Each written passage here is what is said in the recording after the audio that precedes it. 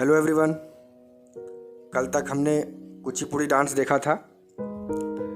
भारत के शास्त्रीय नृत्य के बारे में हम लोग चर्चा कर रहे थे, देख रहे थे, समझ रहे थे। उसमें मैंने बताया था आपको 8 प्रकार के डांस होते हैं। पहला भरतनाट्यम, जिसके बारे में मैंने बताया। सेकेंड नंबर पे कथक था, जो हम लोग आखिरी देखेंगे। उसके जगह हम लोगों ने कथक कली देखा। तीसरे नंबर पे कुचिपुड़ी था।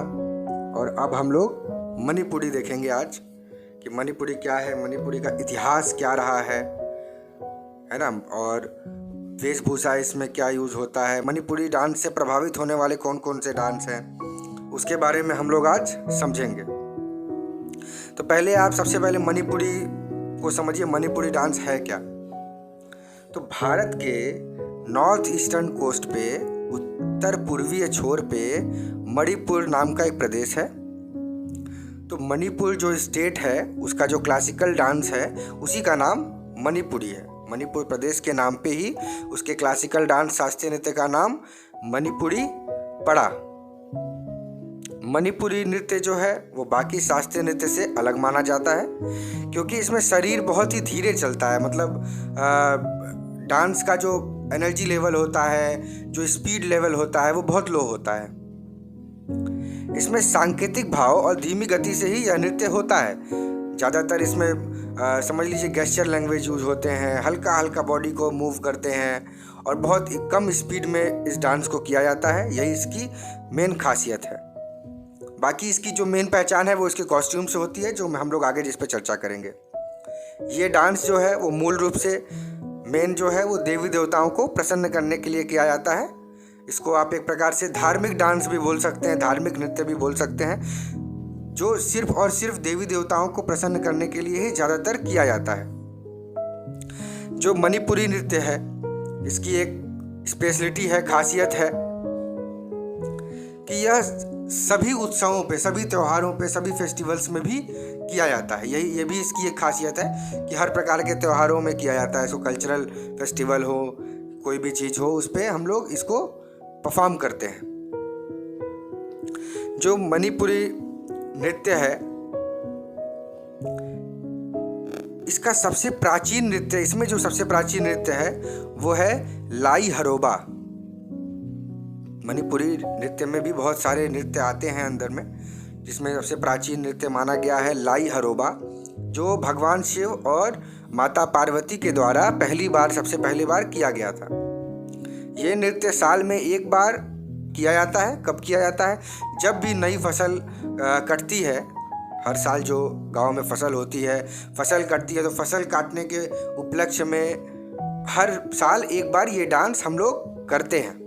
बहुत धूमधाम से, एक त्यौहार की तरह इसको, फसल काटने पे एक त्यौहार की तरह सेलिब्रेट करते हैं, और हम लोग उसमें ये लाई हरोबा नृत्य करते हैं। ठीक है। वैसे ये डांस अन्य अवसरों, अन्य त्योहारों पर भी किया जाता है।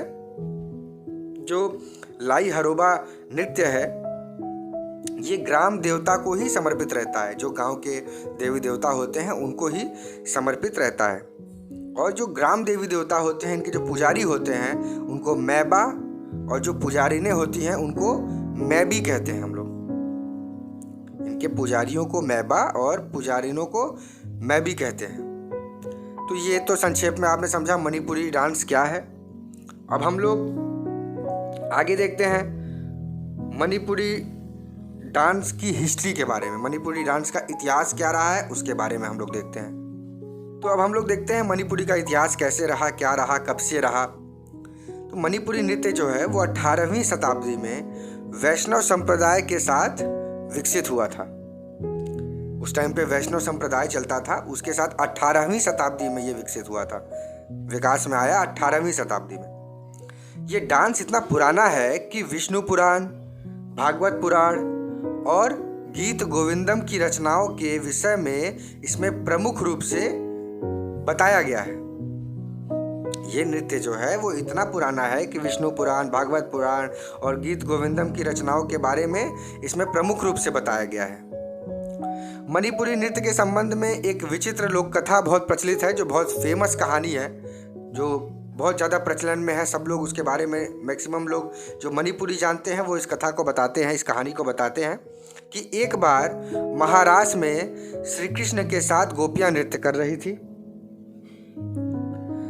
तब नटराज शिव ने उस नृत्य को देखने की अनुमति चाही श्री कृष्ण भगवान से, और श्री कृष्ण जी ने शिव जी को केवल इतनी ही अनुमति दी थी कि वे रासलीला की ओर पीठ कर कर खड़े हो सकते हैं। मतलब उनको रासलीला सामने नहीं देखना है, पीठ करके उनकी तरफ खड़े हो सकते हैं और केवल सुन सकते हैं, देखना नहीं है, केवल सुन सकते हैं। और शिव जी ने वैसा ही किया। लेकिन महाराष्ट्र की नृत्य लीला, घुंघरू, मृदंग और बांसुरी की ध्वनियों का उन पर ऐसा जादू हुआ भगवान शिव पर कि वो अपने आप को रोक नहीं पाए, कंट्रोल नहीं कर पाए और अपना वचन भूल गए।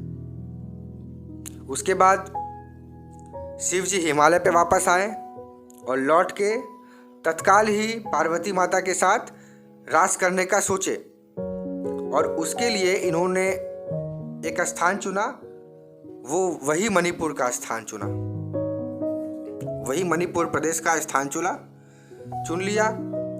और उसी समय उन्होंने पेंगा और पैना का आविष्कार किया था। पेंगा और पैना क्या? पेंगा मतलब मिट्टी का मृदंग होता है, एक इंस्ट्रूमेंट होता है, वाद्य यंत्र है, और पैना चिकारा के नाम से लोग जानते हैं मणिपुर प्रदेश में। इसका आविष्कार किया, जो इस नृत्य के साथ आज तक बजाए जाते हैं। वो भगवान शिव द्वारा ही इसका आविष्कार हुआ था। और यह नृत्य ही आगे चल के जैसे जैसे प्रचलित होता गया, फेमस होता गया, विकसित होता गया, इसका नाम आगे आके मणिपुरी कहलाया, क्योंकि मणिपुर प्रदेश में सबसे पहले हुआ, इसलिए इसका नाम मणिपुरी कहलाया। और उसके बाद से ये वहाँ का शास्त्रीय नृत्य बन गया। तो ये था स्टूडेंट्स, मणिपुर का इतिहास क्या रहा है, कब से शुरू हुआ है, किसके द्वारा शुरू हुआ है, इसकी उत्पत्ति कैसे हुई है। इसी के साथ आज का वीडियो हम लोग यहीं एंड करते हैं। फिर हम लोग अगले वीडियो में, अगले पार्ट में ये जानेंगे कि मणिपुरी से डांस से प्रभावित होने वाले नृत्य कौन कौन से हैं। वेशभूषाओं के बारे में थोड़ा हम लोग देखेंगे, ये हम लोग अगले पार्ट में चर्चा करेंगे। आज के लिए वीडियो हम लोग यहीं एंड करते हैं। God bless you, keep dancing, keep learning, stay home, stay safe.